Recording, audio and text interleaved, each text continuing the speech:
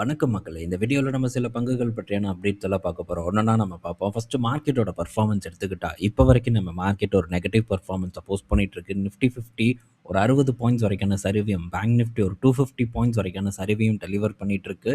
இன்னைக்கு நம்ம மார்க்கெட் ரொம்பவே மந்தமான ஒரு பெர்ஃபார்மன்ஸ குடுத்துட்டு இருக்கு. லார்ஜ் கேப் வங்கி பங்குகள் என்னாச்சுன்னே தெரியல. ரொம்ப நாளா பார்க்கும்போது பெர்ஃபார்மே இல்லாம இருக்கு.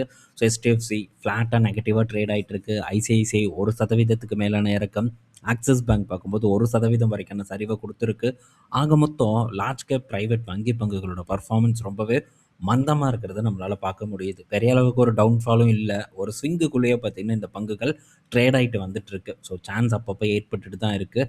ஸ்டில் பார்த்தீங்கன்னா HDFC பேங்க்லாம் ஒரு பெரிய ஆப்பர்ச்சுனிட்டியை வந்து போஸ்ட் பண்ணிட்டு தான் இருக்குது. ஸோ அதை நம்ம எப்படி வந்து யூஸ் பண்ணமோ அப்படி யூஸ் பண்ணுறதுக்கு நம்ம ட்ரை பண்ணிக்கணும். ஸோ அடுத்தது பார்த்திங்கன்னா இப்போ கரண்ட்டாக ஒரு செக்டார் பார்த்திங்கன்னா நம்ம மார்க்கெட்டில் பட்டை கிளப்பிட்டு இருக்கு. ஸோ நல்ல பர்ஃபார்மன்ஸை போஸ்ட் பண்ணிட்டு இருக்கு. அது வேற எந்த செக்டாரும் இல்லை, ஃபார்மா செக்டார் தான். ஸோ நல்ல பீக்கில் பார்த்தீங்கன்னா ஃபார்மா செக்டார் இருக்குது. பல ஃபார்மா பங்குகள் பார்க்கும்போது வேல்யூவேஷன் ரொம்பவே வந்து உச்சத்தில் இருக்குது. ஒரு மிட் சைஸ் பங்குகளாக இருக்கட்டும், இல்லை ஒரு லார்ஜ் கேப் பங்குகளாக இருக்கட்டும், வேல்யூவேஷன் ரொம்ப பீக்கில் இருக்குது. அது போக இன்னும் சிறிய ஃபார்மா நிறுவனங்கள் கூட நல்ல ஒரு ரேலியை வந்து போஸ்ட் பண்ணிட்டு இருக்கு. ஸோ நல்ல ஒரு உச்சத்தில் இருக்குது. இந்த ஃபார்மா செக்டாரை பொறுத்த வரைக்கும் முன்னாடியே சொல்லியிருக்கேன். அங்கங்கே சில இடத்துல தான் சான்ஸ் பார்த்திங்கன்னா இருக்குது. அதுவும் கொஞ்சம் நம்ம வெயிட் பண்ணி ரொம்ப பொறுமையாக இருந்து அந்த சான்ஸை வந்து நம்ம பிடிக்க வேண்டிய ஒரு கட்டாயத்தில் தான் நம்ம இருக்கோம். ஆனால் ஒட்டுமொத்த ஃபார்மா செக்டார் அப்படின்னு பார்க்கும்போது ஒரு ப்ரெஷர் இருக்கிறத நான் ஃபீல் பண்ணுறேன். ஸோ இதை பற்றி வந்து நான் டிஸ்கஸ் பண்ணலாம் அப்படின்னு நான் நினச்சிருக்கேன். ஸோ முன்னாடியே அப்டேட் பண்ணியிருக்கேன். ஸோ இப்போ வந்து ஐடிசி இதுக்கு முன்னாடி நம்ம டிஸ்கஸ் பண்ணியிருந்தோம். ஒரு அரை மணி நேரம் ஒரு பெரிய ஒரு வீடியோவில் அதை பற்றி அண்ட் ஃப்யூச்சர் எக்ஸ்பெக்டேஷனை பற்றி நம்ம க்ளீனாக வந்து டிஸ்கஸ் பண்ணியிருந்தோம். சேம் லைக் அதே மாதிரியான ஒரு வீடியோ மெம்பர்ஷிப்பில் போஸ்ட் பண்ணலாம் அப்படின்ட்டு இருக்கேன். மேபி இந்த வீக்கில் வரலாம், இல்லைனா நெக்ஸ்ட் வீக் ஏதாவது ஒரு நாளில் போஸ்ட் பண்ணுவேன் அப்படின்னு நான் நினைக்கிறேன். ஸோ அதுலேயும் ஃபார்மா செக்டரை பற்றி டீட்டெயில்டாக லென்த்தாக வந்து டிஸ்கஸ் பண்ணுறதுக்கு நான் ட்ரை பண்ண போகிறேன். அண்ட் அது போக ஸோ மற்ற வேறு ஒரு ஆப்பர்ச்சுனிட்டியை பற்றியும் அந்த இடத்துல டிஸ்கஸ் பண்ணலான்ட்டு இருக்கேன், குளோபல் ஆப்பர்ச்சுனிட்டியை பற்றி. ஸோ இந்த வீக்கெண்டு அப்படி இல்லைன்னா நெக்ஸ்ட் வீக் டேஸில் வந்து போஸ்ட் பண்ணுறதுக்கு நான் டெஃபினட்டாக வந்து ட்ரை பண்ணுறேன். ஸோ ஃபார்மா செக்டரில் கொஞ்சம் நம்ம கவனமாக இருக்கணும். ரொம்ப பீக்கில் ட்ரேட் ஆகிட்டுருக்கு. ஸோ இதை இன்னும் வந்து ரொம்ப ஜென்ரிக்காக வந்து யோசிக்காமல் அடுத்த கட்டத்துக்கு போய் யோசிக்கணும் அப்படிங்கிறது என்னுடைய கருத்தாக இருக்குது. ஸோ செக் பண்ணிக்கோங்க ஃபார்மா செக்டரை பொறுத்த வரைக்கும். அடுத்தது ஐஆர்சிடிசிக்குள்ளே நம்ம போவோம். ஸோ ஐஆர்சிடிசியோட ரிசல்ட் வந்திருக்கு. ஐஆர்சிடிசி பற்றி கேட்டுட்டும் இருக்காங்க நண்பர்கள். ஸோ ஐஆர்சிடிசியோட ரிசல்ட் வந்து இந்த காலாண்டு அவ்வளோ சிறப்பாலாம் இல்லை. ஒரு ஃப்ளாட்டான பர்ஃபார்மன்ஸை வந்து போஸ்ட் பண்ணியிருக்காங்க. குறிப்பாக அவங்களுடைய டிக்கெட் பிஸ்னஸ் பார்க்கும்போது அந்த அளவுக்கு ஒரு க்ரோத்தை வந்து சந்திக்கலை. ஒரு ஃப்ளாட்டான பர்ஃபார்மன்ஸை இந்த காலாண்டு டெலிவர் பண்ணியிருக்கு. ஆனால் கேட்ரிங் பிஸ்னஸ் பார்க்கும்போது அதுதான் ரொம்ப முக்கியம். அதில் தான் அதிக அளவுக்கான ரெவன்யூவும் பார்த்தீங்கன்னா ஜென்ரேட் பண்ணிகிட்டு இருக்காங்க. ஸோ கேட்ரிங் பிஸ்னஸோட க்ரோத் எக்ஸலண்ட்டாக இருக்குது. கிட்டத்தட்ட 34% வரைக்கான வளர்ச்சி கேட்ரிங் பிஸ்னஸ் சந்திச்சிருக்கு. மாறா டிக்கெட் பிஸ்னஸ் பார்க்கும்போது ரொம்ப வந்து ப்ரெஷரை ஃபேஸ் பண்ணிகிட்ருக்கு. ஒரு ஃப்ளாட்டான பர்ஃபார்மன்ஸை கொடுத்துட்ருக்கு. அண்ட் இந்த ரயில் நீர் பிஸ்னஸ் பார்க்கும்போது ஒரு 1% வரைக்கும் டவுன் கூட ஆயிருக்கு ரெவன்யூவில். ஆனால் டூரிசம் பிஸ்னஸ் பார்க்கும்போது ஒரு 14% க்ரோ ஆயிருக்கு. ஸோ இந்த டூரிசம் பிஸ்னஸை பற்றி 23 வந்து நான் டிஸ்கஸ் பண்ணியிருந்தேன். ரீசெண்டாக கூட ஏதோ ஒரு பேக்கேஜ் வந்து போட்டிருந்தாங்க. வெளிநாடு ட்ரிப்புக்கு ஐஆர்சிடிசி ஒரு பேக்கேஜை வந்து போட்டிருந்தாங்க. ஸோ டூரிசம் பிஸ்னஸை தொடர்ந்து பார்த்திங்கன்னா ஐஆர்சிடிசி முன்னெடுத்து ஒரு நல்ல வளர்ச்சி பாதையை நோக்கி கொண்டு போயிட்டு இருக்காங்க. அதோட ஒரு வெளிப்பாடு 14% வளர்ச்சியை பார்த்திங்கன்னா இந்த காலாண்டை அவங்க சந்திச்சிருக்காங்க. ஸோ ஓவராலாக ஐஆர்சிடிசி அப்படின்னு எடுத்துக்கிட்டால் இன்னும் வந்து கரெக்ட் ஆகிறதுக்கான ஒரு தேவை இருக்குது அப்படின்னு தான் நான் எக்ஸ்பெக்ட் பண்ணுறேன். ஸோ லாஸ்ட் டைம் 23ல் எந்த ஒரு இடத்துல இருந்ததோ ஆல்மோஸ்ட் அதே இடத்துக்கிட்ட அண்ட் அது கூட கொஞ்சம் கீழே இறங்கி தான் ட்ரேட் ஆகிட்டுருக்கு. பட் ஐஆர்சிடிசியை பொறுத்த வரைக்கும் நம்ம பொறுமை காப்பது நல்லது. ஸோ பொறுமை காத்து இருந்தால் நமக்கு டெஃபினட்டாக ஒரு நல்ல சான்ஸை வந்து ஏற்படுத்தி கொடுக்கும் அப்படின்னு நான் நினைக்கிறேன். ஸோ இங்கெல்லாம் அவசரப்படுவதற்கான வாய்ப்பு ஒன்றும் இல்லை. அது போக நிறைய இடத்துல நமக்கு பொசிஷன் பில்ட் பண்ணுறதுக்கான வாய்ப்பு கிடச்சிருக்கு. ஸோ ஒரு சைடு வந்து நீங்கள் பொசிஷன் பில்ட் பண்ணுறதுக்கு ட்ரை பண்ணுங்கள் லார்ஜ் கேப் நிறுவனங்களில். அண்டு சில இடத்துல சான்ஸ் கிடைக்கும், அதையும் வந்து சூஸ் பண்ணுறதுக்கு ட்ரை பண்ணலாம். ஸோ இந்த மாதிரி நிறுவனங்களில் நீங்கள் சூஸ் பண்ணணும் அப்படின்னு நினச்சா இப்போ இருந்தே ஒரு அமௌண்ட் எடுத்து ஏதாவது ஒரு ஃபண்டில் தூக்கி போட்டு கொஞ்சம் கொஞ்சமாக வந்து சேர்த்தி என்னைக்கு வந்து இந்த நிறுவனம் ஒரு பெட்டர் சான்ஸை வந்து போஸ்ட் பண்ணுதோ அந்த டைமில் இதை கணிசமாக நம்ம வந்து கேப்சர் பண்ணுறதுக்கு ட்ரை பண்ணலாம். ஸோ தொடர்ந்து இறங்க இறங்க நம்ம பிடிப்பதற்கு பதிலாக ஒரு பெஸ்ட் லெவலை ஃபிக்ஸ் பண்ணி அதுக்கப்புறம் ஒரு திட்டத்தை போட்டு அதுக்கப்புறம் நம்ம அதை எக்ஸிக்யூட் பண்ணும்போது அப்புறம் மேபி ஒரு டவுன்ஃபால் நடக்கலாம் நம்ம எக்ஸ்பெக்ட் பண்ணதுக்கப்புறம். ஸோ அப்படி நடக்கும்போது அந்த நிறுவனங்களை வந்து நம்ம பிடிக்கும்போது ஒரு நல்ல ஒரு விலையில் நமக்கு கிடைப்பதற்கான வாய்ப்பு இருக்குது. ரிஸ்க்கையும் வந்து நம்மளால் குறைக்க முடியுங்கிறத இந்த இடத்துல நான் தெரியப்படுத்திக்கிறேன். அடுத்தது ஜியோ ஃபினான்ஷியல் கிட்ட இருந்த அப்டேட்டு. ஸோ ஜியோ ஃபினான்ஷியலில் பார்த்தீங்கன்னா பெரிய அளவுக்கான பணத்தை வந்து பேங்க் ஆஃப் அமெரிக்கா வந்து போடுறாங்க. ஸோ ஆல்மோஸ்ட் பார்த்தீங்கன்னா பாதி ஸ்டேக் 49.9% ஸ்டேக்கை ஜியோ கிரெடிட்டில் வந்து பேங்க் ஆஃப் அமெரிக்கா வாங்குறாங்க. ஸோ ஓவர் அது யார்கிட்ட அதிக பங்கு இருக்குன்னு பார்த்தா கண்டிப்பாக ஜியோ ஃபினான்ஷியல் கிட்ட தான் வந்து இருக்க போகுது. பட் இந்த ஜியோ கிரெடிட்டோட நிறுவனத்தில் பாதி பங்குகளை பேங்க் ஆஃப் அமெரிக்கா வாங்குவது ஸோ ஒரு பெரிய ஒரு நல்ல செய்தியாக ஜியோ ஃபினான்ஷியலை பொறுத்த வரைக்கும் பார்க்கப்படுது. ஸோ இந்த கடன் வழங்கக்கூடிய இடத்துல ஒரு பார்ட்னரை பிடிச்சிருக்காங்க. ஸோ இதுக்கு முன்னாடி ஜெர்மன் பார்ட்னர் அலையன்ஸை வந்து இவங்களுடைய இன்சூரன்ஸ் பிஸ்னஸ்க்கு வந்து பிடிச்சிருந்தாங்க. ஏஎம்சி பிஸ்னஸை பொறுத்த வரைக்கும் பிளாக் ராக்கை வந்து பிடிச்சிருந்தாங்க. ஆல்மோஸ்ட் எல்லாமே பார்த்தீங்கன்னா பெரிய கையாக இருக்குது ரிலையன்ஸ் ஜியோ பிடிச்ச கைகள் எல்லாம் பார்க்கும்போது. ஸோ அந்த வகையில் பேங்க் ஆஃப் அமெரிக்கா இந்த இடத்துல பெரிய அளவுக்கான இன்வெஸ்ட்மெண்ட் பண்ணுறது ஸோ இது அடுத்த கட்ட ஒரு வளர்ச்சியை நோக்கி பெரிய அளவுக்கு வேகமாக கொண்டு போகும் அப்படிங்கிற எதிர்பார்ப்பு எனக்கு வந்து இருக்குது. ஏன்னா 2 வருடத்தில் ஜியோ ஃபினான்ஷியலோட இந்த ஜியோ கிரெடிட் ஏயுஎம் பார்க்கும்போது கிட்டத்தட்ட பெரிய வளர்ச்சியை கொடுத்துருக்கு. 30,000 கோடி ஏயுஎம் வந்து அவங்க அச்சீவ் பண்ணியிருக்காங்க. வெறும் 2 வருடத்தில் எவ்வளோ பெரிய ஒரு அச்சீவ்மெண்ட்டை வந்து ஜியோ பண்ணியிருக்காங்க. இங்கே மட்டும் இல்லை, ஏஎம்சி பிஸ்னஸ்லேயும் நல்ல ஒரு க்ரோத்தை வந்து ஜென்ரேட் பண்ணியிருக்காங்க ஓவராலாக. ஸோ நல்ல ஒரு லாங் டேர்ம் ஒரு நிறுவனமாக ஜியோ ஃபினான்ஷியல் இருக்குது, அதில் மாற்றுக்கிறது இல்லை. கொஞ்சம் வந்து வெயிட் பண்ணிகிட்டு இருக்கேன். ஸோ மேபி வந்து ஒரு நல்ல இடத்துக்கு ஜியோ ஃபினான்ஷியல் வந்ததுன்னா ஒரு நல்ல வாய்ப்பை கூட நமக்கு ஏற்படுத்தி கொடுக்கும்.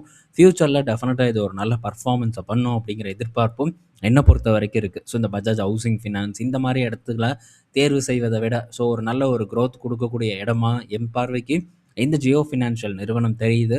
ஸோ ஒரு கரெக்ஷனுக்கு வெயிட் பண்ணுற ஒரு சின்ன ஒரு கரெக்ஷன் ஏற்பட்டதுன்னா கண்டிப்பாக இந்த இடத்துல நான் ஆப்பர்ச்சுனிட்டியை வந்து தேடுவேங்கிறத தெரியப்படுத்திக்கிறேன். ஸோ ஒன்ஸ் அது கிடைக்கும்போது கண்டிப்பாக அதை பற்றி உங்கள் கூட நான் டிஸ்கஸும் பண்ணுறேன். அடுத்தது பெட்ரோநெட் கிட்டேருந்து அப்டேட் வந்திருக்கு. ஸோ பெட்ரோநெட்டோட ரிசல்ட் பார்த்தீங்கன்னா அவங்களுடைய ரெவன்யூ 41% வந்து சரிவடைஞ்சிருக்கு. வெறும் 5,000 கோடி கிட்ட தான் இந்த காலாண்டு வந்து ரெவன்யூ பண்ணியிருக்காங்க. ஆனால் சர்ப்ரைஸ் என்ன அப்படின்னு பார்த்தா ஸோ அவங்களுடைய லாப அளவு பெரிய அளவுக்கு வந்து உயர்ந்திருக்கு. ரீசன் அப்படின்னு நம்ம பார்த்தா ஸோ அவங்களுடைய ஆப்ரேஷனல் எஃபிஷியன்சியை தான் இந்த இடத்துல வந்து குறிக்குது. ஸோ இப்போ நம்ம பார்ப்போம் எப்படி அவங்க பர்ஃபார்மன்ஸ் இந்த காலாண்டு கொடுத்துருக்காங்கன்ட்டு.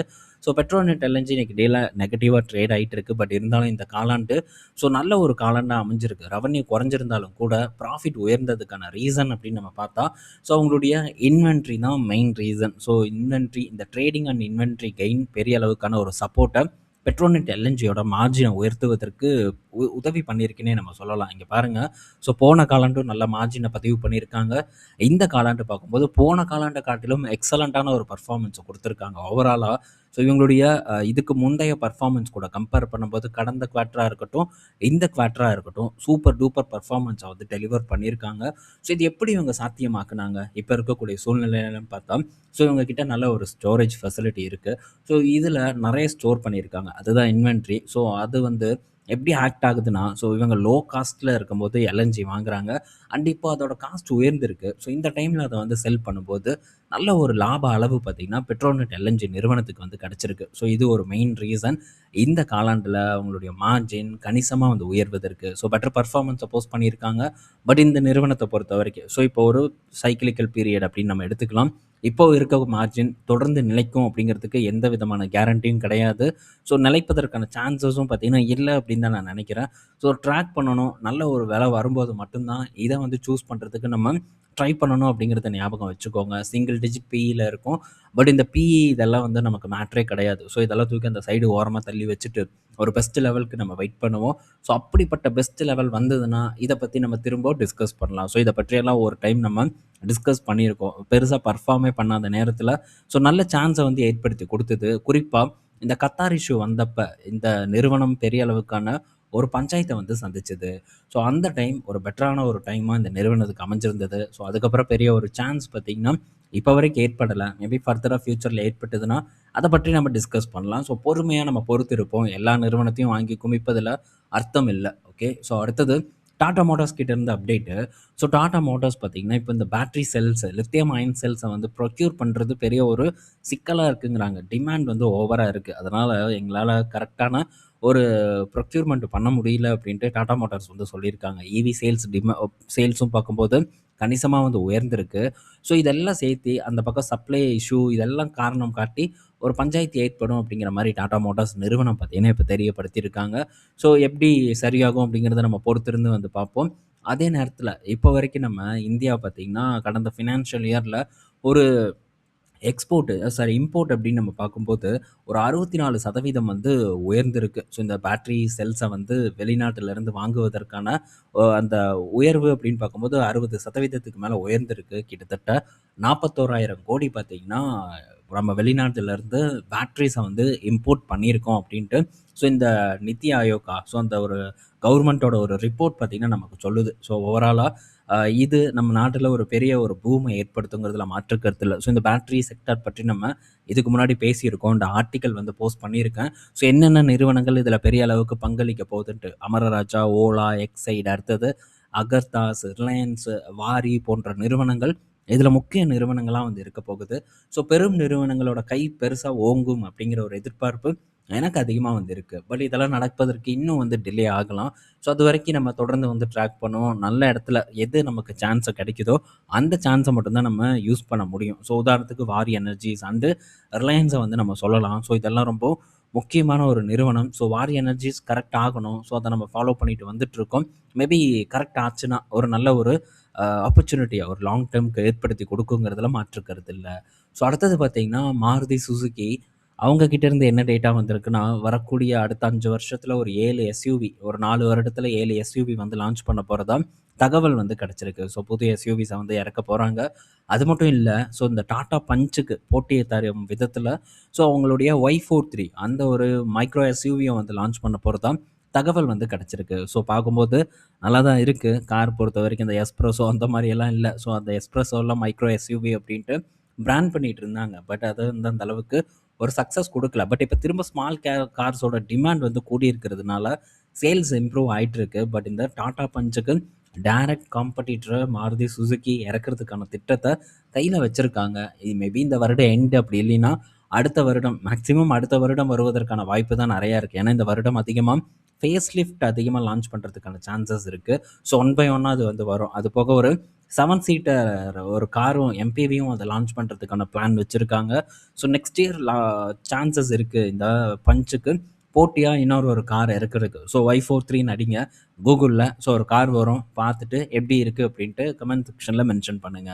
ஸோ அடுத்தது பார்த்தீங்கன்னா, ஏர்டெல் கிட்ட இருந்து ஒரு அப்டேட் வந்திருக்கு. ஸோ ஏர்டெல் பார்க்கும்போது அவங்களுடைய ப்ரீபெய்ட் பிளான்ஸ வந்து உயர்த்துறாங்க. ஸோ சில பிளான்ஸ வந்து அவங்க எடுத்துட்டு, ஸோ கொஞ்சம் ஹையர் பிளான்ஸ வந்து புஷ் பண்றாங்க. அதில ஒரு பிளான் முக்கியமான பிளான் இந்த 299. ஸோ ஏர்டெல் என்கிட்ட இல்ல. நான் யூஸ் பண்றது இல்ல. ஸோ இந்த 299 மேபி இந்த 1 ஜிபி டேட்டா இல்ல 1 1/2 ஜிபி டேட்டா டெய்லி குடுக்கலாம்னு நான் நெனைக்கிறேன். 5G பிளானா இருக்கும்னு நெனைக்கிறேன். இப்போ 349 ஒரு ஸ்டாண்டர்டான ஒரு பிளானா வந்து கொண்டு வராங்க. இதனால ஒரு 16% பிரைஸ் ஹைக்க யூசர்ஸ் வந்து ஃபேஸ் பண்ற மாரி இருக்கும் அப்டின்ட்டும் தகவல் வந்திருக்கு. கிட்டத்தட்ட ஒரு ரூ. 50 பார்த்தீங்கன்னா, எக்ஸஸா நம்ம பே பண்ணக்கூடிய ஒரு சூழ்நிலை வந்து ஏற்படுது. ஸோ இதனால என்ன பயன் ஏர்டெலுக்குன்னு பார்த்தா, அவங்களுடைய ஏஆர்பியு தொடர்ந்து பார்த்தீங்கன்னா, கணிசமா ஒவ்வொரு காலாண்டும் உயர்ந்துட்டு இருக்கும். எப்படியெல்லாம் ஏஆர்பியூவ ஏத்தணுமோ, அப்படியெல்லாம் நிறுவனம் ஏத்திட்டு வந்துட்டு இருக்கிறத நம்மளால பார்க்க முடியுது. பட் ஜியோ தரப்புல இருந்து பெரிய அளவுக்கான ஒரு ஒரு இது இல்ல. ஸோ இன்னும் அவங்க வந்து பொறுமை காத்துட்டு இருக்காங்க. ஸோ இப்போ வரைக்கும் நல்ல ப்ராஃபிட்டையும் ஜெனரேட் பண்ணிட்டு இருக்காங்க. இன்னும் அவங்க ஏஆர்பியூவ ஏத்துறதுக்கான அடுத்த ஸ்டெப்ப எடுக்கல. பட் ஏர்டெல் பண்ண சில காலத்துல கண்டிப்பா ஜியோவும் வந்து பண்ணுவாங்க. ஸோ அவங்களுடைய ஏஆர்பியும் கணிசமா வந்து உயரும். ஸோ அதுல நமக்கு சந்தேகம் வேண்டாம். பட் இப்போதைக்கு ஏஆர்பியூல லீடரா இருக்கிறது ஏர்டெல்ங்கிறதுல எந்த சந்தேகமும் இல்ல. தொடர்ந்து இந்த டெலிகாம் செக்டார் பார்த்தீங்கன்னா, ஒரு வளர்ச்சிய சந்திக்கும். அண்ட் பலரும் பார்த்தீங்கன்னா, இப்போ இந்த 5Gய பேஸ் பண்ணி நகர்ந்து போயிட்டு இருக்காங்க. இது பார்க்கும்போது இன்னும் பெரிய அளவுக்கான ஒரு வளர்ச்சிய இந்த டெலிகாம் செக்டாருக்கு ஏற்படுத்தி குடுக்கும் அப்டின்னே நம்ம எதிர்பார்க்கலாம். ஸோ இந்த வீடியோல நம்ம பல இன்ஃபர்மேஷன் பார்த்திருப்போம். பயனுள்ளதா இருக்கும்னு நான் நெனைக்கிறேன். ஈவ்னிங் நம்ம இன்னொரு வீடியோல மீட் பண்ணுவோம். பாய் மக்களே!